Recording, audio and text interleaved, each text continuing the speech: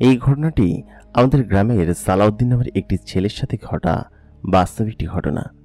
সালাউদ্দিনকে পরীটা তাদের দেশে তুলে নিয়ে গিয়েছিল। কিভাবে পরী তাদের দেশে তুলে নিয়ে গিয়েছিল এবং কেন নিয়ে গিয়েছিল সেটা জানতে হলে আমাদের এই ভিডিওটা শেষ পর্যন্ত অবশ্যই থাকুন। প্রিয় দর্শক, সকলে কেমন আছেন?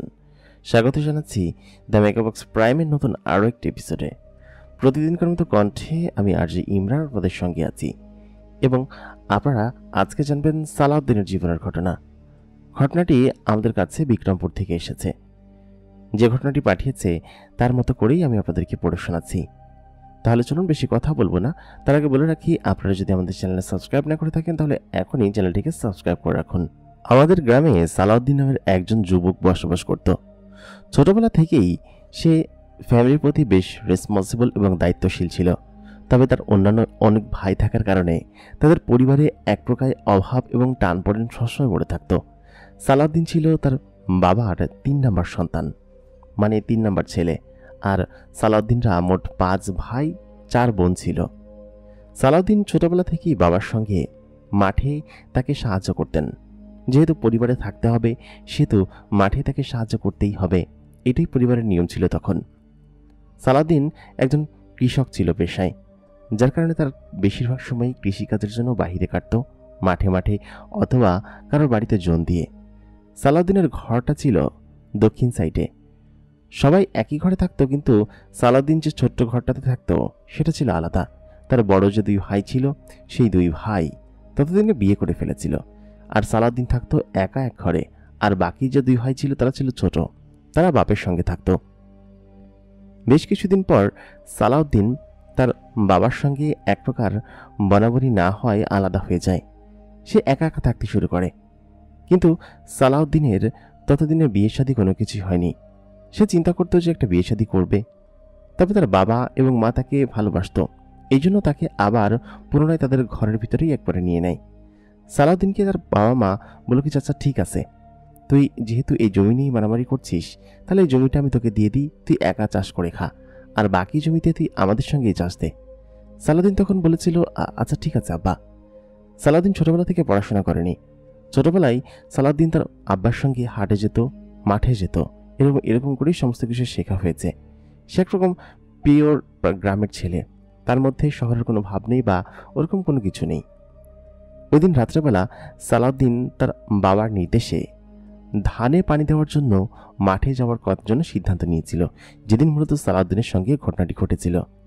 এই ঘটনাগুলো সালাউদ্দিনের এক বন্ধু গ্রামের সকলের কাছে বলেছে, কারণ ওই বন্ধুটা সালাউদ্দিনের সকল ঘটনার সাক্ষী ছিল এবং শেষে যেভাবে সালাউদ্দিনকে নিয়ে গিয়েছিল পরীটা, সেটা সাক্ষীও সে নিজেই ছিল। সালাউদ্দিন সেই রাতে ধানে পানি দেওয়ার উদ্দেশ্যে তেলের টব নিয়ে মাঠের দিকে বেরিয়ে পড়ল। তার বাবা তাকে বলেছিল যে তাদের খেতে এবং তার নিজের খেতে যেন পানি দিয়ে আসে, কারণ কয়েকদিন ধরে প্রচণ্ড খরায় ধানের ক্ষেত একদম ফেটে গিয়েছে। সালাউদ্দিন তার ধানের ক্ষেত থেকে বেশ একটা দূরে একটা পাইপলাইন ছিল, মানে নিচের স্যালো মেশিন থেকে পানি উঠাতো। সেইখান থেকে ড্রেন তাদের জমি পর্যন্ত ছিল না বলে পাইপলাইন দিয়ে তাদের জমি পর্যন্ত টেনে নিয়ে যা রাখত। এই কারণেই সালাউদ্দিন একটু বেশি রাত পর্যন্ত সেখানে ছিল। সাধারণত এত রাত পর্যন্ত সালাউদ্দিন ওইখানে কখনোই থাকে না। সালাউদ্দিন যখন সেই ক্ষেতের মধ্যে কাজ করছিল, তখনই আচমকা একটা ঘটনায় তার দৃষ্টি পরিবর্তন করে দেয়। সালাউদ্দিন খেয়াল করল, অনেকটা দূরে আচমকা কোনো একটা জিনিস ধান ক্ষেতের মাঝখান দিয়ে হেঁটে আসছে। আচমকা সেই জিনিসটা দৌড়াতে শুরু করলো, মানে ধান ক্ষেতের ভিতরেই একদম আগুনের গতিতে, বিদ্যুৎ গতিতে দৌড়াচ্ছে। সালাউদ্দিন সেটা দেখে ভয়ে বুকে থুথু নিল। তারপর অনেকটা দূরে গিয়ে সেই জঙ্গলের ভিতরে গিয়ে মিলিয়ে গেল, কারণ এরকম বড় আকৃতির কোনো আলো ধান ক্ষেতের ভেতর দিয়ে উপর নিচ দিয়ে এরকমভাবে উড়ে যেতে পারে, সেটা সালাউদ্দিনের কখনোই বিশ্বাস হয়নি। সে সেখানে তখন ওইগুলো ফেলে দিয়ে ওইখানকার যে মেশিন ঘর ছিল সেই মেশিন ঘরের ভিতর লুকিয়ে পড়ে। সেখানের ভিতরে সে লুকিয়ে বসেছিল, কারণ তার ভীষণ ভয় লাগছিল। মেশিন ঘরের পাশেই একটা ঘর আছে, সেটার ভিতরে মূলত রাত্রবেলা পাহারা টাহারা দেয় এবং এখানে থাকে। পাশেই একটা সবজি ক্ষেত আছে, ওইখানে একটা ঘর আছে। সালাউদ্দিন চিন্তা করলো যে একটু স্বাভাবিক হলেই সে বাইরে বের হবে, কারণ বাইরে থেকে অদ্ভুত অদ্ভুত সব শব্দ তার কানে ভেসে আসছিল, দূর দূরান্ত থেকে অনেক অদ্ভুত সব প্রাণীর। আচমকা সালাউদ্দিন যখন দরজা খুলে বাইরে বের হলো, ঠিক তখনই সেই আলোকিত বস্তুটি সালাউদ্দিনের ঘরের ভিতরে প্রবেশ করলো এবং ঘরের ভিতরে প্রবেশ করে সে দরজাটা অটোমেটিক্যালি লাগিয়ে দিল। সালাউদ্দিন তখনও ঘরের ভিতরে রয়েছে এবং সেই আলোকিত জিনিসটাও ঘরের ভিতরে জ্বলজ্বল করছে। সালাউদ্দিন সেটা দেখতে পাচ্ছে। বাইরে এক ধরনের চিৎকারের শব্দ সালাউদ্দিন শুনতে পেল, কিন্তু ততক্ষণে সে একদম ভয়ে সিটকে আছে। কি করবে কিছু বুঝতে পারছে না। ওই মুহূর্তে বেশ খানিক্ষণ পর বাইরের সেই শব্দগুলো আস্তে আস্তে চলে গেল। সালাউদ্দিন খেয়াল করলো সেই আলোটা আস্তে আস্তে একটা মানুষের রূপ নিচ্ছে এবং তার পাশে একটু ছোটোখাটো দেখতে একটা সুন্দরী মেয়ে দাঁড়িয়ে আছে। মেয়েটার পরনে এক ধরনের মডার্ন ড্রেসটা এত অদ্ভুত যে তার শরীরের অনেকখানি অংশ দেখা যাচ্ছে। সালাউদ্দিন তার নিজের চোখকে সংগত করে বলল কি যে, আপনি কে এবং আপনি এখানে কিভাবে ঢুকেছেন, আর আপনি একটা আলো থেকে হঠাৎ করে মানুষ কিভাবে হয়ে উঠলেন? সালাউদ্দিনের বুক এবং গলা তখন শুকিয়ে এসেছিল, হাত পা সব কাঁপছিল। মেয়েটি তখন সালাউদ্দিনকে বলল যে, চুপ থাকো, ওরা এখন পর্যন্ত যায়নি, কোনো কথা বলো না, তুমি আমার সঙ্গে থাকো এখানে, তুমি যতক্ষণ আছো ওরা আমার কোনো ক্ষতি করতে পারবে না। আমি তখন বললাম, ওরা কারা? ও তখন বলল, আছে কিছু জিন আছে যারা কিনা আমার পিছু লেগেছে, আমাকে ওরা মাঝে মধ্যে বিরক্ত করে। আমি বললাম, কিছু জিন আছে মানে আপনি কি আমাকে ভয় দেখাচ্ছেন নাকি? মেয়েটি তখন বলল, ভয় দেখাতে যাব কিসের জন্য, আর লুকানোর কি আছে? ভয় বা লুকানোর কোনো কিছু নেই, আমি বিপদে পড়েছি তাই তোমার কাছে আশ্রয় নিতে এসেছি, আসলে আমিও নিজেও একটা জিন। একথা বলতেই সালাউদ্দিন তখন সেন্সলেস হয়ে পড়ে যায়, কারণ তখন সে ভীষণ ভয় পায় এবং ভয়ে সে সেখানে সেন্সলেস হয়ে পড়ে যায়। অনেকক্ষণ পর সালাউদ্দিনের জ্ঞান ফেরার পরে দেখে সেই মেয়েটি তার পাশে বসে আছে এবং ঘরের দরজা তখন পর্যন্ত আটকানো, ছোট্ট একটা কুঁড়ে ঘর। সালাউদ্দিন কিছু ভেবে পাচ্ছে না যে এখান থেকে সে পালিয়ে বাঁচবে কিভাবে। সে উঠে সঙ্গে সঙ্গেই পাশে সরে গেল, সরে গিয়ে বলল যে, আপনি আপনি দয়া করে এখান থেকে চলে যান, আপনি একটা। এই কথা বলতেই পরীটা হেসে দিল, হেসে দিয়ে বলল যে, আমি যে একটা পরী সেটা ভেবে কি তুমি ভয় পাচ্ছ? সালাউদ্দিন তখন জানালো যে, হ্যাঁ, ভয় পাবো না, জিন পরীরা অনেক খারাপ হয় এবং আপনিও একটা খারাপ জিনিস, আপনি এখান থেকে বেরিয়ে যান, আমি দেখেছি যে জিন পরীরা কী করে। মেয়েটি তখন বলল, না, এমন কোনো কিছু আমি করবো না তোমার সঙ্গে, তুমি আমাকে ওদের হাত থেকে রক্ষা করেছ, আমি নিশ্চয়ই তোমার জন্য খারাপ কোনো কিছু করবো না, তোমার জন্য ভালো কোনো কিছু করবো। যাই হোক, ওরা নিশ্চয়ই চলে গিয়েছে। ততক্ষণে ফজরের আজান দিয়ে দিয়েছে। পরিমেয়েটা তখন বলল, এখন আমাকে চলে যেতে হবে, আর তুমি যে সেচ দিতে এসেছো, মেশিন তো বন্ধ করতে ভুলে গিয়েছিলে তাই না? আমি মেশিনটা বন্ধ করে দিয়েছি সময় মতো, তোমার না হলে তোমার ধান ক্ষেত একদম ভেসে যেত। আমি বললাম যে, আমার তো 2টা খেতে দেওয়া কথা ছিল পানি। মেয়েটি তখন বলল, আমি 2 খেতেই দিয়ে দিয়েছি, তুমি যাও, আরামসে বাড়িতে যাও, আর আমাকে এখন আমার কাবিলায় ফিরে যেতে হবে, আমার ওইখানে যেখানে আমরা থাকি সেখানে ফিরে যেতে হবে। এটা বলেই সালাউদ্দিনের চোখের সামনে থেকেই সেই মেয়েটি আচমকা গায়েব হয়ে গেল। সালাউদ্দিন কোনো কিছু বুঝে উঠতে পারল না। সে সেখান থেকে দ্রুত সমস্ত জিনিসগুলো নিয়ে বাড়ির উদ্দেশ্যে বেরিয়ে পড়ল। তখনও চারিদিকে অন্ধকার রয়েছে, আলো ফোটেনি। সালাউদ্দিন ভীষণ ভয়ে ভয়ে বাড়ি পর্যন্ত পৌঁছাল। তবে ফজরের নামাজ পড়ার জন্য অনেকে উঠে মসজিদের উদ্দেশ্যে রওনা দিয়েছে বলে তাদের সঙ্গে সঙ্গে রাস্তা দিয়ে সে বাড়ি পর্যন্ত পৌঁছে গেল। বাড়িতে আসার পর সে এক প্রকার চিৎকার চেঁচামেচি করে পড়ল। তার আব্বা আবার ঘর থেকে বেরিয়ে বলল, কি হয়েছে? সালাউদ্দিন তখন জানালো যে খারাপ কোনো কিছু দেখেছে। রাত বেড়াতে তার আব্বা এবং আম্মা বলল, এত দেরি করে এসেছিস কিসের জন্য, তোর না আরও আগে চলে আসার কথা? সালাউদ্দিন তখন বলল যে, আমি আসলে কোনো ভয়ানক জিনিস। এই কথা বলে সে থেমে গেল, কারণ পরিমেয়েটি তাকে নিষেধ করেছে যে তার কথা যেন কাউকে না বলি, বললেই সে ক্ষতি করবে। এরকম করে কিছু সালাউদ্দিন চিন্তা করে নিল। বলল, না, আসলে ঘুমিয়ে পড়েছিলাম তো, আর সমস্ত কিছু করেছি, ভাবলাম শুধু শুধু আসার দরকার কি, এখানে তো ঘরের ব্যবস্থা আছে, এই জন্যই মূলত চলে এসেছি। সালাউদ্দিনের বাবা মা তখন বলল, আচ্ছা ঠিক আছে, যা। সালাউদ্দিন যখন বাড়িতে আসলো, বাড়িতে আসার পর ওই দিন সারাদিনই সে ওই পরি মেয়েটার কথা চিন্তা করতে শুরু করলো। তার মধ্যে একটা অন্যরকম কিউরিওসিটি জাগতে শুরু করলো যে পরি মেয়েটা তার কাছে কেন আসলো, তাকেই কেন দেখা দিল, এবং অন্য কারোর সঙ্গে তো দেখা দিতে পারত, সে ওই মুহূর্তে এখানে কেন ছিল। এই সমস্ত জিনিস সে চিন্তা করতে লাগলো এবং মনে মনে ভাবলো যে আজকে রাত্রে আবার সেই পরি মেয়েটার সঙ্গে দেখা করতে যাবে, কিন্তু সেই পরি মেয়েটা আবার তার কাছে কেন আসবে আর তার সঙ্গে কেন দেখা দিবে, সেটাই তো সে বুঝতে পারছে না। পরে ভাবলো যে না থাক, ওইখানে গেলেই যে তার সঙ্গে আবার দেখা হবে এমন তো কোনো কথা নেই, আমি না যাই। এরকম চিন্তা করে সে ওই দিন সারাদিনই এরকম কাটিয়ে দিল এবং সন্ধ্যার পর পর তার বাড়ির পাশে, মানে ঘরের পেছনে একটা ভিটা আছে, একটা মাচালি টাইপের জায়গা আছে যেখানে কিনা সে বসে অনেক সময় বাতাস খায়। তার ঘরের পেছনে রয়েছে বিশাল বিস্তীর্ণ ফাঁকা মাঠ এবং একটা ভিটার পরেই এই মাঠ রয়েছে। সেখান থেকে হু হু করে বাতাস আসতেই থাকে। সালাউদ্দিনের ঘরে ইলেকট্রিসিটি নেই। কারেন্ট না থাকায় সালাউদ্দিন অনেকদিন ধরে চিন্তা করছে যে তার ঘরে ইলেকট্রিসিটি নিবে তার বাবার ঘর থেকে। তার বাবার ঘরেও কিছুদিন হয়েছে এসেছে, কিন্তু মূলত হচ্ছে কি ইলেকট্রিসিটি তেমন একটা লাগে না। কিন্তু ওই সময়টাতে ইলেকট্রিসিটি বিল দেওয়াটাও ছিল একটা কঠিন বিষয়, তাই বলে সকলে নিতে চাইতো না। পুরো বাড়িতেই শুধুমাত্র ওদের বাড়িতেই ইলেকট্রিসিটি ছিল। সালাউদ্দিন ওইখানে বসে বসে বাতাস খাচ্ছিল। এক মুহূর্তে যে কখন ঘুমিয়ে পড়েছে নিজে জানে না। হঠাৎ করে সালাউদ্দিনের ঘুম ভেঙে যায়। রাত তখন কত হবে সালাউদ্দিনের খেয়াল নেই। আকাশে ভরা জ্যোৎস্না। সালাউদ্দিন ঘুম থেকে উঠে দেখে তার পাশে কেউ একজন বসে আছে। সে আচমকা ভয় পেয়ে উঠে যায়। উঠে বলে কি যে কী ব্যাপার, আপনি কে? মেয়েটি তখন বলল, কি ব্যাপার সালাউদ্দিন, তুমি আমাকে চিনতে পারছো না? আমি সেই পরি মেয়েটি, তোমার সঙ্গে গতকাল রাত্রে দেখা হয়েছিল, মনে নেই তোমার? সালাউদ্দিন তখন বলল, হ্যাঁ মনে আছে, কিন্তু আচমকা দেখে আমি ভয় পেয়ে গিয়েছি। এভাবে আচমকা এসে আমাকে ভয় দেখানোর কোনো মানে আছে? পরিমেয়টি কিঞ্চিত হেসে বলল, হ্যাঁ তা ঠিক আছে, আসলে আমি বুঝতে পারিনি। ঠিক আছে, সমস্যা নেই, এরপর থেকে আসলে তোমার সঙ্গে ভালোভাবে একদম সামনাসামনিভাবে আসবো, যাতে করে তুমি ভয় না পাও, ঠিক আছে? সালাউদ্দিন এই কথা বলার পর বলল, আচ্ছা ঠিক আছে। তারপর সে উঠে পরিমেয়টার সঙ্গে গল্প করতে লাগলো। বলল যে তুমি কেন আমাকে দেখা দিলে, কেন আমার এখানে এসেছো? পরিমেয়টি তখন বলল, তোমার উপকার করতে, তোমার ভালো করতে এখানে এসেছি। তুমি আমার কাছে কি চাও বলো, যা চাও আমি তোমাকে সেটাই দিব।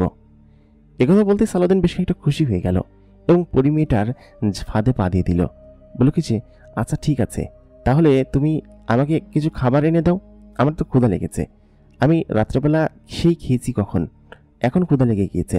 আমাকে যদি কিছু খাবার এনে দিতে পারো তাহলে আমি ভাববো যে তুমি আমার বন্ধু। সালাউদ্দিন এই কথা বলতেই পরিমেয়টি বলল, তুমি কি খাবা বলো?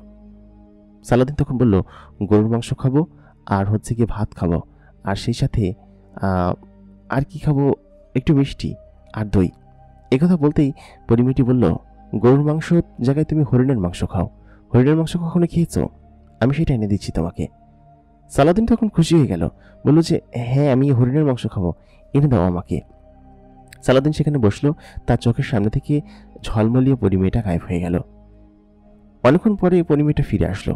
ফিরে আসার পর সে সালাউদ্দিনের কাছে সে খাবারগুলো দিল, বলল, এই নাও, খাবারগুলো খেয়ে নাও। সালাউদ্দিন দেখলো তার সামনে প্রায় অনেকগুলো খাবার রাখা। হরিণের মাংসটা খেতে অত্যন্ত দুর্দান্ত। সে প্রায় বাটি ভর্তি সবগুলো মাংসই খেয়ে ফেলল। পরিমেয়টা তার দিকে তাকিয়ে আছে।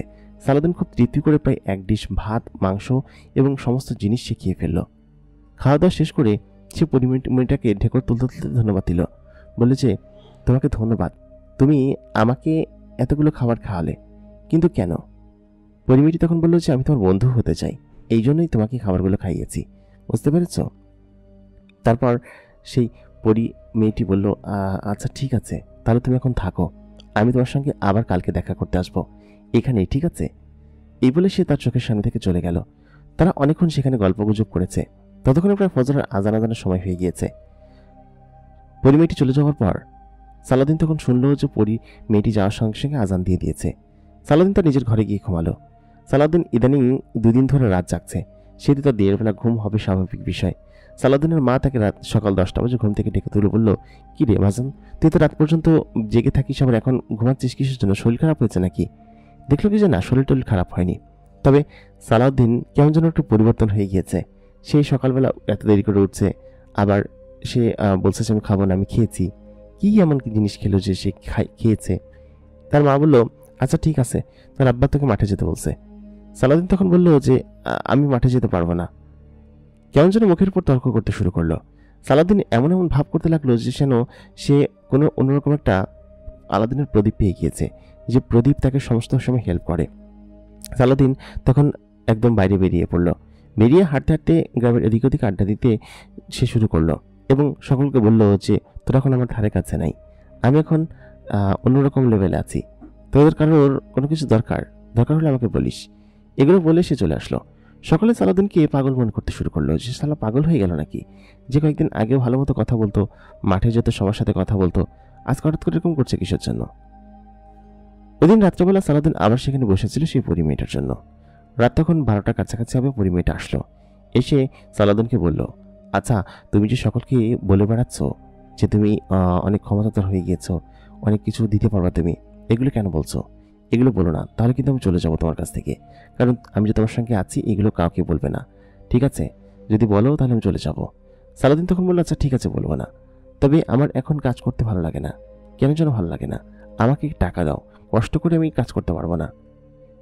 একথা বলার পর পরি মেয়েটা বলল যে, টাকা দিলে তুমি খুশি হবে? সালাউদ্দিন তখন বলল, হ্যাঁ, টাকা দিলে খুশি হব, তুমি আমাকে টাকা এনে দাও। তখন পরি মেয়েটা আবার বলল যে, আচ্ছা ঠিক আছে, তোমাকে যদি আমি একদম ব্যাংকের ভিতরে নিয়ে বসিয়ে দিই, সব টাকা নিয়ে আসতে পারবে? সালাউদ্দিন তখন বলল যে, হ্যাঁ পারবো। কোন ব্যাংকে? পরি মেয়েটি তখন বলল, ব্যাংক থেকে টাকা আনলে তুমি ধরা খেয়ে যাবে, তার চেয়ে বরং আমি তোমাকে টাকাগুলো এনে দিব। আর তোমাকে খুব বেশি টাকা দিব না, যখন যতটুকু প্রয়োজন তখন ততটুকুই দিব, এবং সেগুলোকে নিয়েই তোমাকে থাকতে হবে, ঠিক আছে?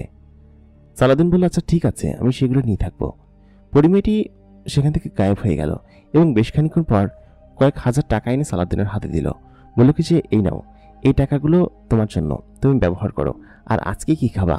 সালাউদ্দিন তখন বলল যে, আজকে আজকে অমুক অমুক জিনিস খাবো, এবং সেই জিনিসগুলো তাকে এনে দেওয়া হলো।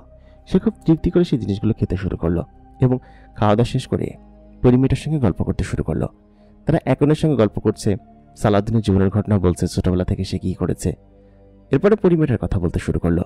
সে বলল কি যে, জানো সালাউদ্দিন, আমাদের ওইখানে অনেক বড় গাছ আছে এবং বড় বড় পাহাড় আছে, বড় বড় ইমারত আছে, অনেক ফল গাছ আছে, ফুল গাছ আছে, সেই সাথে নদী নালা, খাল বিল সব কিছুই আছে।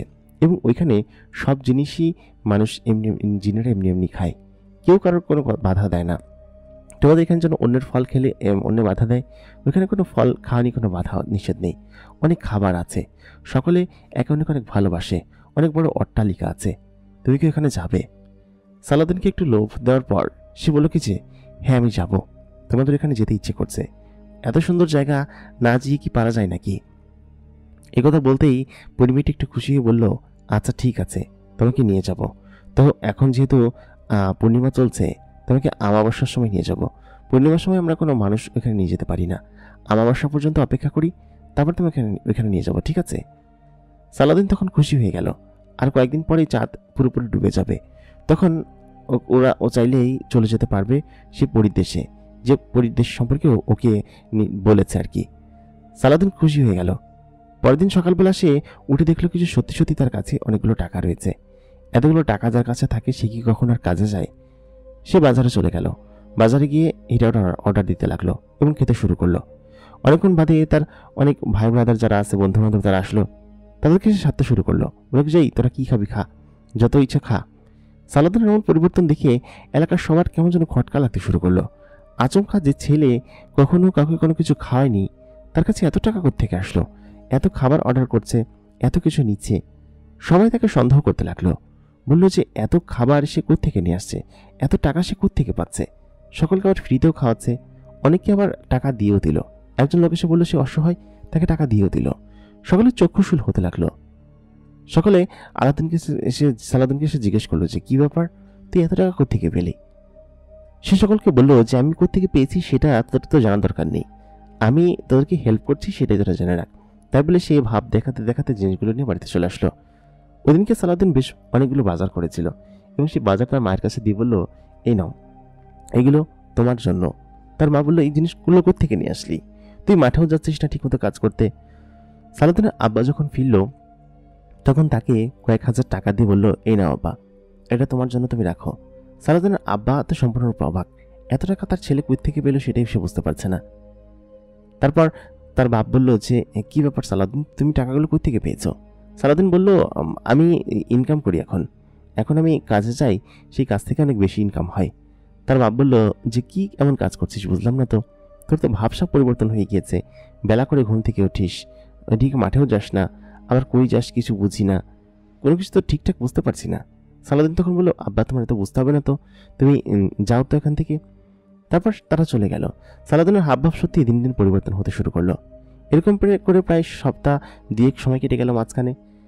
সপ্তাহ দুয়েক সময় মাঝখানে সবাই সালাউদ্দিনকে দেখে কেমন যেন করতে শুরু করলো।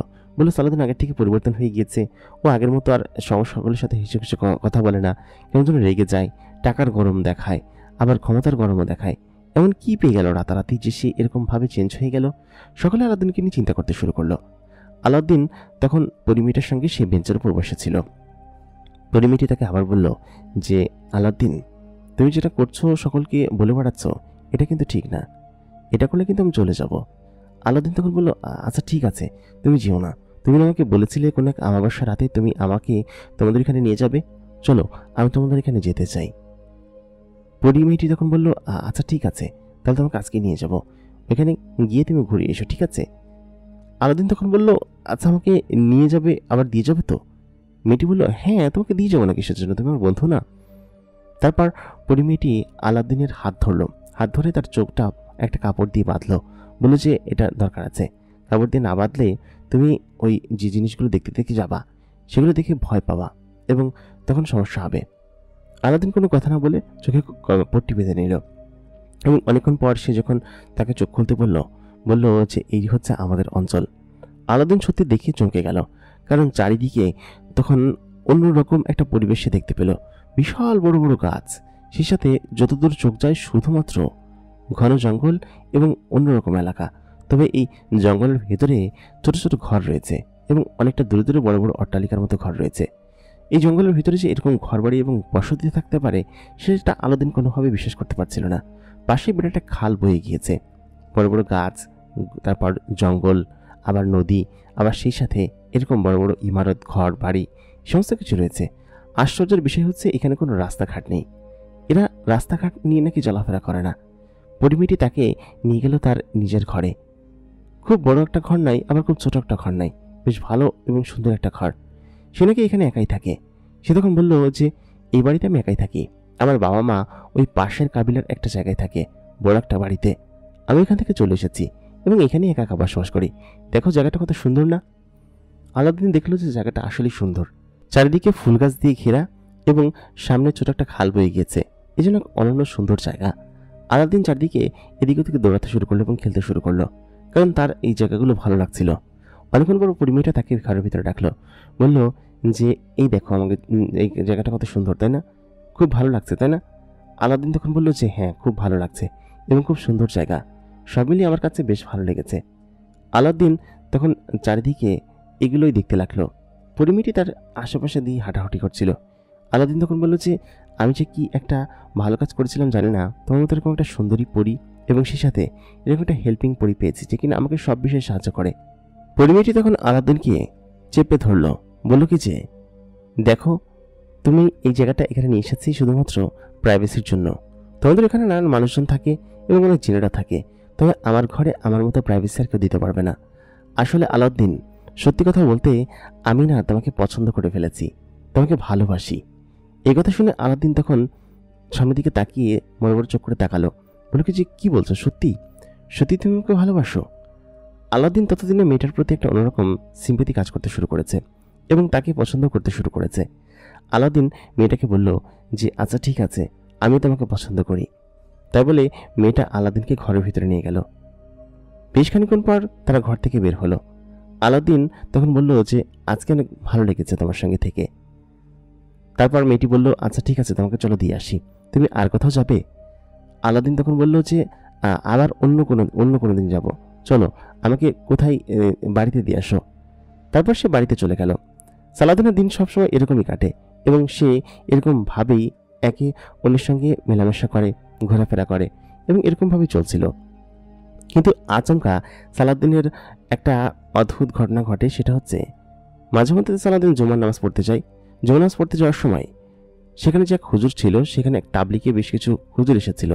সেই হুজুরগুলো সালাউদ্দিনের চোখের দিকে তাকিয়ে এবং তার শরীরের অন্যান্য সমস্ত কিছু দেখিয়ে বুঝে ফেলে যে সালাউদ্দিনের ঘাড়ে একটা পরী রয়েছে এবং যে পরীটা সালাউদ্দিনকে দিয়ে সমস্ত কাজ করায় এবং সালাউদ্দিনের সঙ্গে রয়েছে এবং খুব শীঘ্রই তাকে এখান থেকে নিয়ে যাবে সেই পরীটার উদ্দেশ্যে ব্যবহার করার জন্য। নিশ্চয়ই বড় কোনো উদ্দেশ্য সাধন করে রেখেছে। সালাউদ্দিনের ঘাড়ে যে একটা পরী রয়েছে সেটা সেই হুজুরটা দেখেই সঙ্গে সঙ্গে বুঝে ফেলল। সঙ্গে সঙ্গে সেই খুতবা থামিয়ে দিয়ে বলল, এই ছেলেটা কার? সালাউদ্দিন তখন চুপচাপ সেখানে বসে আছে এবং এদিকে ওদিকে টালামালা করছে। সালাউদ্দিন আব্বা পেছন থেকে ডাক দিয়ে বলল যে আমার হুজুর আমার। লোকটি তখন বলল যে এই ছেলেকে এখনই মেহেরকুটির সঙ্গে বাঁধো, দ্রুত, নাহলে কিন্তু পালিয়ে যাবে। সকলে হুজুরের কথা শুনে সঙ্গে সঙ্গেই সেখানে একটা খুঁটি ছিল, সে খুঁটির সঙ্গে বেঁধে ফেলল। তারপর সকলে নামাজ পড়ল। সালাদিন তখন অনেক জোরে ছোটাছুটি করছিল। হঠাৎ করেই বাড়ি থেকে সালাদিনের কণ্ঠ মহিলা মানুষের মতো হয়ে গেল এবং মহিলার মতো হয়ে সে চিৎকার চেঁচামেচি করতে শুরু করলো। সকলে নামাজ পড়ে শেষে বাইরে বেরিয়ে সালাদিনকে এক প্রকার ঘিরেই ফেলল। সালাদিনের কণ্ঠ থেকে একটা মহিলা কণ্ঠ বের হচ্ছে। হুজুর তখন একটা পড়া পানি এনে সালাদিনের গায়ে ছিটিয়ে দিল। ছিটিয়ে দেওয়ার পরপরই সালাদিনের কণ্ঠটা হঠাৎ করে চেঞ্জ হয়ে গেল এবং তার জ্ঞান ফিরে আসলো। জ্ঞান ফিরে আসার পর সকলে তো দেখে অবাক। সালাদিন তখন বলল, কি ব্যাপার, আমাকে এখানে বেঁধে রাখা হয়েছে কিসের জন্য? সালাদিনের চোখ দেখেই হুজুর বুঝতে পেরেছে যে তার ঘাড়ে একটা জিন আছে এবং ওই মুহূর্তে সেই জিনটি পরীর সেই ঘরের ভিতরে মানে মসজিদের ভিতরে বসেছিল সালাদিনের রূপ ধারণ করে এবং সালাদিনের শরীরের ভিতরে ঢুকে। সালাদিনকে তখন সেখানে বেঁধে তার দোয়া-দরুদ পড়া হলো এবং বলল যে, সত্যি করে বল, তোর সঙ্গে কি আছে? সালাদিন তখন বলল যে, আমার সঙ্গে একটা পরী আছে যে সবসময় আমার সঙ্গে থাকে এবং আমার সঙ্গে গল্পগুজব করে, আমাকে ওদের এখানে নিয়ে যায়। একথা বলতেই সকলে একদম চমকে গেল। বলল, কি সালাদিনের সঙ্গে পরী আছে একটা? কিন্তু এটা তো অসম্ভব ব্যাপার, কোনো জিন? সকলে এটা দেখেছে এবং দেখে বলল যে ওর সঙ্গে নিশ্চয়ই কোনো খারাপ কোনো কিছু আছে, যা কিনা ওকে সবসময় এরকম ভাবে ওর শরীরের ভিতর গেঁথে বসে থাকে এবং ওকে কোথাও একটা নিয়ে যায়। সালাদিনের আব্বা শুনেতে সম্পূর্ণ অবাক। গ্রামে তখন সাথে সাথে ছড়িয়ে যায় যে ওর ঘাড়ে এরকম একটা পরী আছে, যে পরীটা ওকে নাকি নিয়ে যেতে চায় এবং ওর সঙ্গে করে সকল কিছু করে। এই জন্য সালাদিনের এরকম স্বভাব পরিবর্তন হয়ে গেছে এবং রূপ পরিবর্তন হয়ে গিয়েছে, যে তার শরীর ভেঙে পড়েছে, সে রাত্রেবেলা ঘুমায় না, তারপর তার অনেক টাকা পয়সা হয়ে গিয়েছে। নিশ্চয়ই পরীটা তাকে অনেক টাকা পয়সা এনে দিয়েছে। সকলেই সালাদিনের কথা চিন্তা করতে লাগলো এবং গল্প করতে লাগলো এবং সালাদিনকে রাস্তায় তার সঙ্গে দেখা হলেই অনেকে কথা বলতে ভয় পেত, কারণ সে কখন কি করে বসে সেটা নিয়েই সকলের ভয় ছিল। কিন্তু তার বন্ধুবান্ধব যারা ছিল তারা সকলেই তাকে বলতো যে কি ব্যাপার, তুই এত টাকা এই জন্য পেয়েছিস? পরীটা তোকে দিয়েছে তাই না? পরীটা সম্পর্কে আমাদের কিছু বল, আমাদেরকে দেখা করিয়ে দে। সালাদিন ওই দিন সন্ধ্যাবেলা তার নিজের কক্ষে বসেছিল। সেদিন তার কয়েকজন বন্ধুবান্ধব এসে বলল, কি রে সালাদিন, তোর নাকি পরী একটা প্রেমিকা আছে, সে নাকি তোর সঙ্গেই থাকে, এখন কি তোর সঙ্গে আছে? আর টাকা পয়সা কিভাবে দেয়? আমাদেরকে কিছু টাকা পয়সা দে। সকলে তো এই কথা বলা বলি করছে। সালাদিনের পরিপ্রেমিকা তখনই সেই ঘরের ভিতরে এসে উপস্থিত হলো। উপস্থিত হয়ে সালাদিনকে তখন বলল যে, ওদেরকে এখনই বের হয়ে যেতে বল, না হলে কিন্তু ওদের ক্ষতি করব আমি। ওই বন্ধুগুলো, সালাদিনের বন্ধুগুলো তখন সেই কথাগুলো শুনছিল এবং বলল যে যে এইটা তোরা এখান থেকে চলে যা, ও এখানে এসেছে, এখন তোদের ক্ষতি করবে তাই বলছে। তারপর পরিমেয়েরা চিৎকার চেঁচামেচি করতে শুরু করলো। এই কথা শুনে ওই বন্ধুবান্ধব যারা ছিল তখন এখান থেকে বেরিয়ে গেল। সালাদিন তখন সেই পরিমেয়েটাকে বলে, আমার বন্ধুবান্ধবগুলোকে ধমকা দিলে কিসের জন্য? পরিমেয়েটা বলল যে, তুমি কিসের জন্য সকলকে এই কথা বলিয়েছ যে আমি তোমার সঙ্গে আছি, আর তুমি কেন নামাজ পড়তে গেলে? তুমি ওইখানে কেন গেলে? আমি তো সেই হুজুরকে দেখেই ওখান থেকে বেরিয়ে আসতে চেয়েছিলাম, কিন্তু তুমি না বের হচ্ছিলে না। তুমি বলে নামাজ পড়ে চলে আসবে, কিন্তু তুমি আমাকে ধরা খাইয়ে দিলে, তোমার খবর আছে। একথা বলে পরিমেয়েটা সেখান থেকে চলে গেল। তখন সালাদিন কিঞ্চিৎ ভয় পেয়ে গেল যে ও আমাকে বলে গিয়েছে আমার খবর আছে, ও আমাকে সমস্ত সুযোগ সুবিধা দিচ্ছে, যদি দেওয়া বন্ধ করে দেয় তাহলে তো আমি শেষ। একথা চিন্তা করে সালাদিন তখন সেই রাত্রি কাটিয়ে দিল। পুরো রাত্রিবেলা সেই পরিমেয়েটি আর তার কাছে আসলো না। পরের দিন সকালবেলা তার বন্ধুরা যখন তাকে ধরলো, বলল কি যে, কি ব্যাপার বলতো, ওই পরীটাকে তুই কিভাবে পটিয়েছিস? তার বন্ধুদের কাছে সে বলতে বাধ্য হলো, কারণ ছোটবেলার বন্ধু তাকে তো বলতেই হবে। তখন সে সেই শুরুর শেষের দিনের কথা থেকে বলতে শুরু করলো। বলে কি যে, ওই দিন তাকে ওরকমভাবে ওইখানে দেখেছিলাম, তারপর থেকে সে আমার সাথে আছে এবং আমি যা বলি সে তাই করে। আমি যদি তাকে বলি যে আমার খিদে লেগেছে, আমার খাবার এনে দাও, আমাকে টাকা এনে দাও, আমাকে স্বর্ণালঙ্কার এনে দাও, তাহলে সে সব কিছুই এনে দেয় এবং সব কিছুই ঘরের ভিতরে আছে আমার। তাহলে দেখলি না, তোদের টাকা লাগবে? তাই বলতেই সালাউদ্দিন তার পকেট থেকে প্রায় হাফ বান্ডিল টাকা বের করে তার বন্ধুদের দিল। বলে কি, যেগুলো তারা ভাগ করে নে। সকলে তো অবাক হয়ে গেল। বলে কি যে, পরিমেয়েটা ওকে এত হেল্প করছে, ওকে এই পরিমাণ টাকা পয়সা এনে দিচ্ছে, সব কিছু এনে দিচ্ছে, তার মানে ওর সঙ্গে যে পরীটা আছে ওরকম কোনো পরী যদি পটানো যায় তাহলে নির্ঘাত ওরাও সেই টাকাগুলো পাবে এবং সালাউদ্দিনের ওই পরী যে প্রেমিকা আছে সেই প্রেমিকার সঙ্গে থাকতে পারলে তো আর কোনো কথা নেই। সালাউদ্দিন তখন বলল, তার সঙ্গে তো আমি থাকি, ও আমাকে ওইখানে নিয়ে যায়, ওইখানে নিয়ে গিয়ে ওর সঙ্গে আমি থাকি রাত্রেবেলা এবং পরের দিন সকালবেলা চলে আসি। সালাউদ্দিন এসব উদ্ভট কথাবার্তা বলতে লাগলো। সালাউদ্দিনের আব্বা সেই দরবেশ এবং একজন হুজুরকে নিয়ে তাদের বাড়িতে আসলো। বাড়িতে আসার পর তাকে বলল কি যে যে এই বাড়িটা বন্ধ দিতে হবে, যেভাবেই হোক পরীটা আসা বন্ধ করতে হবে। যদি বন্ধ না করতে পারেন তাহলে আপনার ছেলেকে পরীটা নিয়ে যাবে এবং আর কোনোদিন কিন্তু ফেরত দিয়ে যাবে না, তখন কিন্তু কিছু করতে পারবেন না। সালাউদ্দিন এই কথা শোনার পর সে বলল কি যে এই বাড়ি বন্ধ করলে বাড়িতে আগুন জ্বালিয়ে দেবো, আমি ওর সঙ্গে থাকতে চাই। কিন্তু সালাউদ্দিনের আব্বা বলল যে ওকে এখন থেকে শেকল দিয়ে বেঁধে রাখতে হবে, যাতে করে ঘর বাড়ি থেকে বের হতে না পারে। ঠিক তেমনটাই করলো, তাকে ওর ঘরে শেকল দিয়ে বেঁধে রাখা হলো এবং পুরো বাড়ি 2 দিনের মধ্যে বন্ধ করে দেওয়া হলো। পুরো বাড়ি বন্ধ করে দেওয়ার পর সে তার ভেতরে আসতে পারে না। সালাউদ্দিন তখন চিৎকার চেঁচামেচি করতে শুরু করে, সে একদম পাগলের মতো হয়ে যাচ্ছিল। এরকম করে প্রায় 2 সপ্তাহ মাঝখানে কেটে গেল। এই 2 সপ্তাহ তো তাকে কোনোভাবেই সামলানো যাচ্ছিল না। ওই দিনকে সন্ধ্যার দিকে সেই দরবেশ বাবা এবং আরও কয়েকজন সঙ্গপাঙ্গ লোক এনে বললেন কি যে আপনার ছেলেকে এই বিপদ থেকে উদ্ধার করার একটা উপায় হচ্ছে আপনার ছেলেকে বিয়ে দিতে হবে। আর এই পরীটা হচ্ছে কি আপনার ছেলেকে বিরক্ত করছে। আপনার ছেলেটা এই কয়েকদিন অনেকটা সুস্থ হয়ে উঠেছে, এ তো গত কয়েকদিনে হচ্ছে গিয়ে কোনো চিৎকার চেঁচামেচি ওরকম কোনো কিছু করেনি। পরিমেয়টা নিশ্চয়ই ওকে হুমকি ধামকি দিচ্ছে যে তুই যদি এখান থেকে না আসিস তাহলে নিশ্চয়ই তোকে অনেক ক্ষতি করব, এরকম কোনো কিছু হয়তো বলার চেষ্টা করছে। আর ও তো এগুলো সম্পর্কে জানতে পারবে না, তাই না? তো সেহেতু একটা বিয়ে দেওয়ার ব্যবস্থা করেন, যদি সেটা করতে পারেন তাহলে হয়তো ভালো হবে। তারপর সালাউদ্দিনের বাবা বলল আচ্ছা ঠিক আছে, আমি ওকে বিয়ে দেওয়ার চিন্তা ভাবনাই করছি। আর বিয়েটা দিলে হয়তো ওই পরীর আঁচড় থেকে ও বেঁচে যাবে।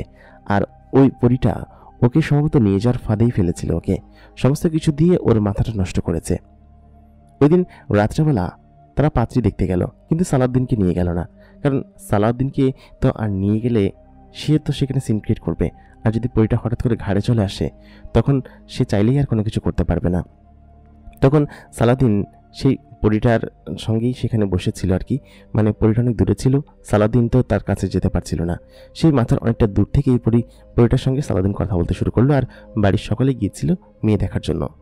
সে সালাউদ্দিনকে বলল যে আমি তোমাকে নিয়ে যাব, তুমি কি আমার সঙ্গে যাবে? সালাউদ্দিন তখন বলল যে হ্যাঁ আমি তোমার সঙ্গে যাব, তুমি আমাকে এখান থেকে বের করে নিয়ে যাও। পরিমেয়টা তখন বলল আমি এখান থেকে বের হতে পারছি না, তুমি বিয়েতে রাজি হয়ে যাও, এবং রাজি হয়ে যাও যখন তুমি বাইরে যাবে এবং বিয়ে করতে যাবে তখন আমি তোমাকে এখান থেকে নিয়ে যাব। রাজি হয়ে গেলেই তোমার পা থেকে শিকল খুলে দেবে এবং তুমি ভালো হওয়ার একটা ভান করো, যদি এমনটা করতে পারো তাহলে তোমাকে এখান থেকে নিয়ে যাবে। সালাউদ্দিন তখন বলল আচ্ছা ঠিক আছে।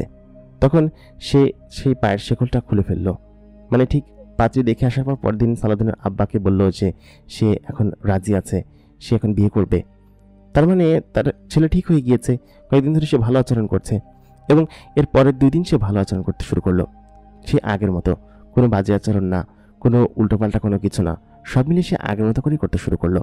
তারপর সে ওরকম করে যাচ্ছিল সময় এবং বিয়ের দিনক্ষণ ঠিক হলো, কারণ সালাউদ্দিন এর বিয়ের জন্য কোনো পাত্রী খুঁজে পাওয়া যাচ্ছিল না।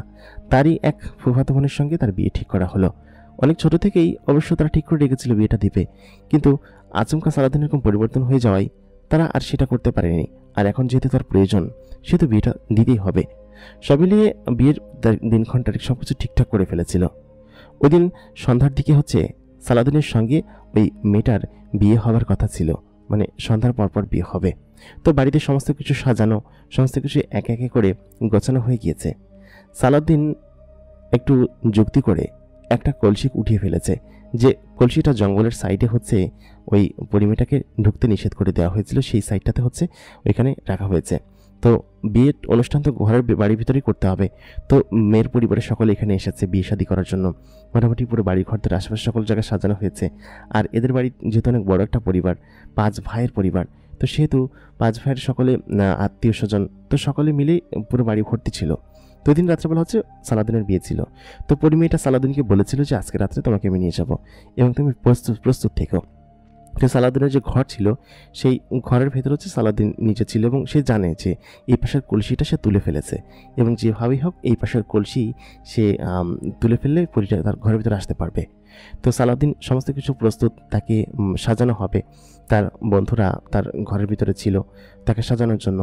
তো তার এক বন্ধু হচ্ছে গিয়ে সালাউদ্দিনের খুব কাছের এক বন্ধু, সে তাকে সাজানোর জন্য ভেতরে গিয়েছে আর কি, যেহেতু বন্ধু বান্ধব থাকে বিয়ের সময় আর একটা বিয়ের অন্যরকম আমেজ রয়েছে। সকলেই জানে যে সালাউদ্দিনের সঙ্গে কী ঘটনা ঘটছে এবং সকলেই এই বিষয় সম্পর্কে কৌতূহল, এই বিয়েটা হলে পরীটা আর তার কাছে আসবে না, এই বিষয় নিয়ে সকলে একটু বেশি কৌতূহল, এই জন্যই সকলে হচ্ছে কি সেখানে উপস্থিত ছিল।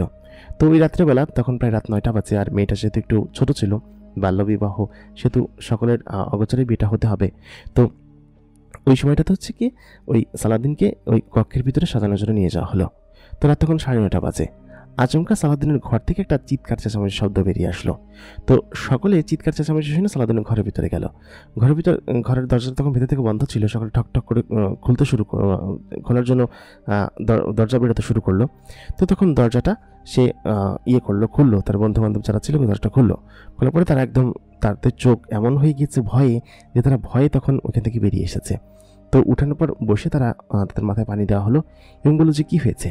তো তখন সেই ওর বন্ধুবান্ধব, সালাউদ্দিনের বন্ধুবান্ধবগুলো বললো যে এখানে হচ্ছে কি আমরা ওকে সাজাচ্ছিলাম বা গল্পগুজব করছিলাম, ওকে বাসর করে সাজাতে হবে, সব কিছু আমরা করছিলাম। তো ওই মুহূর্তে আচমকা কিছু আলো ভিটের ওই পাশ থেকে দক্ষিণ সাইড থেকে আমাদের দিকে আসে এবং জানলা ভেদ করে ঘরের ভিতরটা প্রবেশ করে। তো সেখানে দেখি বিশাল বড় বড় দানব আকৃতির 3-4 মানুষ, নাকি অন্য কিছু আমি জানি না, এবং তার পেছনে সেই পরিমেয়েটা যাকে কিনা তারা দেখেছিল সেই রাত্রেবেলা, সেই পরিমেয়েটা আসে এবং এসে সালাউদ্দিনকে বলে, সালাউদ্দিন তুমি চলো, তোমাকে আর কেউ আটকাতে পারবে না।